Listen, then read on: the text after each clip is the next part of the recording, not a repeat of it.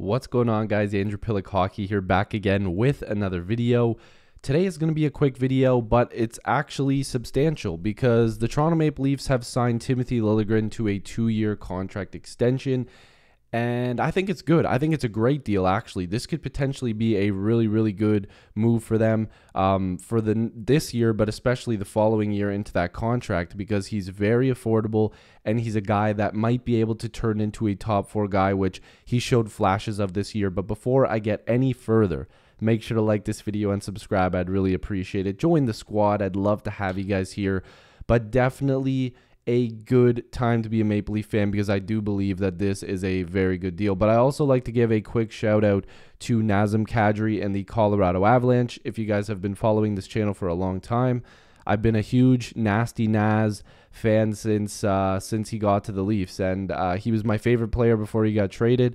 So congratulations on winning the Stanley Cup, shutting up a lot of haters, and yeah, man, enjoy. I know you'll probably never see this, but you're the best, man, and hopefully you enjoy yourself. I'm sure you will, but it's great for him and his family. So definitely shut up the haters. But like I said, getting back to Liljegren here, we're gonna take a look at the cap friendly here in a second to see what the situation's looking like in terms of their remaining cap. The Toronto Maple Leafs announced today that the hockey club has signed Timothy Liljegren.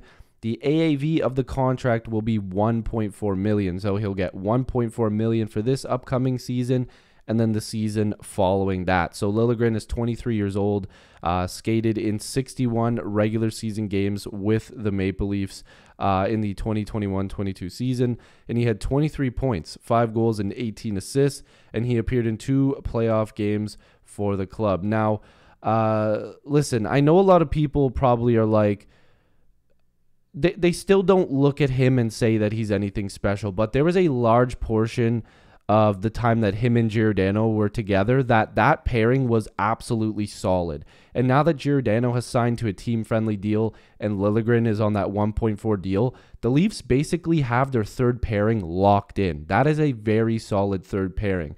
Now, that 1.4 million is less than I anticipated.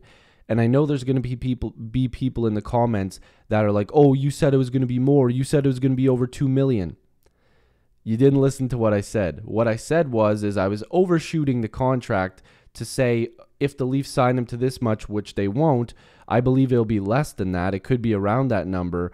Now, when you look at it, the Leafs technically made a really good move in my books, because I thought it could be close to 2 million, but I didn't think it'd be over 2 million. I overshot it a little bit in my cap-friendly armchair GM video, so that way when the number did come in, that I would be a little bit surprised and it would look like the Leafs are saving a little bit of money, which in my opinion they did. So now this opens up the question, if you're going to choose Giordano and Liljegren as your bottom pairing, which more than likely could be, do you trade a Justin Holl and a Jake Muzzin, or do you trade just Justin Holl and you move around some pieces, you bump Brody down to the second pairing and play him with Sandin and have Muzzin, Riley? Do you have Riley and Brody, Muzzin, Sandin?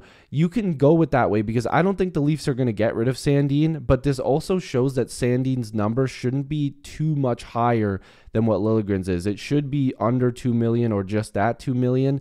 So I think that this number is really good, not just for Liljegren, but also for the fact that we're going to try to keep Rasmus Sandin to a really low number, because if you look at their cap situation right now, again, I don't expect the Leafs to keep Simmons and Clifford both in the lineup. I expect them to move up a guy like Nick Robertson. So if you look at this lineup, again, this isn't a guarantee for their forwards, isn't a guarantee for their defense, and especially isn't a guarantee for their goaltending. But the Leafs have $6.4 million. You have to keep into account they're more than likely trading Mrazek, and they're more than likely trading a guy like Justin Holl. So they'll have about $12 million in cap space to get a couple forwards, a defenseman, which was probably going to be Rasmus Sandin, and a goaltender, which to me seems reasonable. And of course, there's been rumors that they would trade Alex Kerfoot. If that's the case, they would have nearly $16 million to fill those roles, which I think is enough money. And they have the pieces in terms of draft picks and prospects to probably pry in somebody decent. Now, I'm not saying all that's going to happen. I'm just hypothetically saying that those are the options that they have. I like what they did today. I like Liljegren. I think that he fits in really well with this team.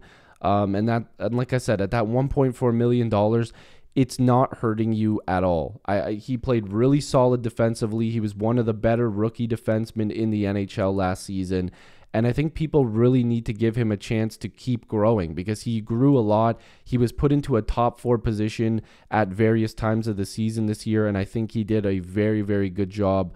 But we'll have to see where they go from here. What is the next move for the Maple Leafs? I want to see them do something substantial, but I'm not going to sit here and act like it's going to happen. We have to just see how it plays out. The next move, in my opinion, is trying to get Rasmus Sandin locked in. You get him locked in, then you're going to start to see more moves coming because they won't have enough room on the blue line unless they're using Giordano as an extra defenseman, which I really can't see them doing. The fact that they got Liljegren done so fast seems to me like they really want that Giordano-Liljegren pairing to get another look this year, and I want it to get another look because I think it played really well when they were together. So what's their next move? Let me know down below in the comments. What do you think is going to happen? Timothy Liljegren, 2-year contract extension, $1.4 million AAV. Like I said, leave your suggestions down below. What's happening next? Should be a lot more videos coming up, live streams, good stuff. It's going to be a fun offseason. It's going to be a fun offseason. And I know there's a lot of people that are upset again that the Leafs didn't get past the first round, but we kind of have to just let it go and go into this offseason and think this is the year where it's put up or shut up. And we say this all the time, but this truly feels like it. It really does. The frustration has gotten to a 10. It's gotten to an 11. It's gotten to an 100 because it seems like whatever happens every year, doesn't matter. They break the points record. They break their franchise win record, whatever, and they don't get it done. And we just seen the Tampa Bay Lightning make it all the way to the Cup final, go like 6 games with the Avalanche, and the Avalanche coach even said, like, would they watch the Leafs series because they play similar games, and we had Tampa against the wall. It just shows that this team has a good team, but they're missing those intangibles of physicality. They're missing a little bit more of that toughness, consistency in the net, and another blue line piece. And it seems like a lot, but those are fixable options. They really are. And I think that this year we're going to see something different. And I know that probably seems ridiculous, and I don't blame you for not listening to me, but I think something is going to happen this offseason. I just got a weird feeling. So let me know what you guys think down below. If you are new here, like I said, I know there's a ton of people. I will say I see the numbers. I know there's a ton of people that aren't subscribed. Please do so, like and subscribe. I'd really appreciate it. It helps a lot.